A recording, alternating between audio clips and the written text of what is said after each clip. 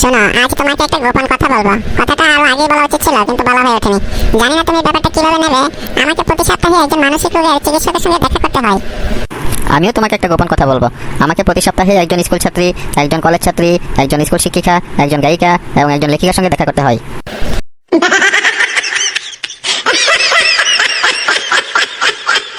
আচ্ছা, তুমি কি বিয়ের পরেও আমাকে এত বেশি ভালোবাসবে?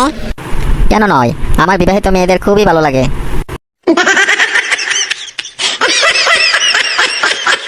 আচ্ছা, আমি যে স্টেজে গান গাইলাম কেমন হলো বলো তো? হ্যাঁ, খুবই সুন্দর হয়েছে। তোমার তো টেলিভিশনে গান গাওয়া উচিত।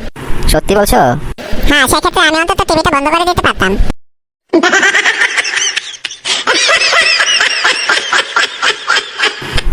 তোমার সঙ্গে আমার কি একটা মেধার যুদ্ধ হতে পারে? না না, আমি নিরস্ত্র লোকের সঙ্গে যুদ্ধ করি না।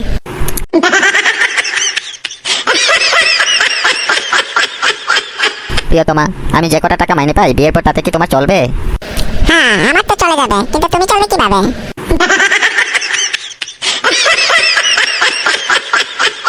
আমি বোধহয় তোমাকে বিয়ে করতে পারবো না। কেন কেন? আমার বাসায় ব্যাপারটা মেনে নেবে না।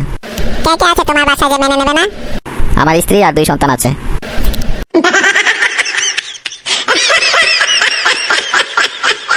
তুমি এক নম্বর বেকুব। কিন্তু আমি তো দেখতে সুদর্শন। কে বলেছে তোমাকে এই কথা? কেন, তুমি বলেছো, মনে নেই তোমার? আমি বলেছি, আর তুমি আমার কথা বিশ্বাস করেছো? হ্যাঁ, করেছি। উফ, তুমি আসলে এক নম্বর বেকুব। কিন্তু আমি দেখতে সুদর্শন।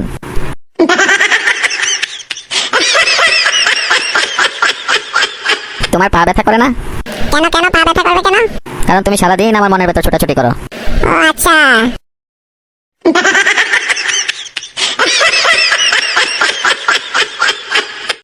প্রেয়সী আমার, তোমার সঙ্গে আমি আমার সব কথা শেয়ার করতে চাই।